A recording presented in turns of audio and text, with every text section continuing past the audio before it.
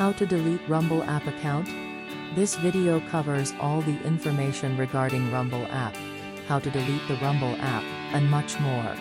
So, keep reading to learn more about it. What is Rumble? Rumble is an online video platform that lets viewers watch the video and also allows them to create videos, but with a few limitations. It was first launched in the year 2003 as a substitute for well-known platforms like YouTube and Vimeo. Chris Pavlovsky is the founder of Rumble. How to delete Rumble account?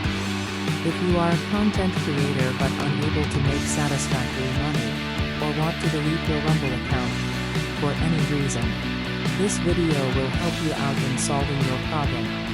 It's very easy to delete your account on Rumble. 1. Account setting. Firstly, fill in your login details and log into your Rumble account. Now, head over to your account settings in the admin panel of your Rumble account. 2. Links for monetizing accounts. You will see a toolbar in your account setting and some links to access different panels in your account. You will get an option to delete account on the right side. 3.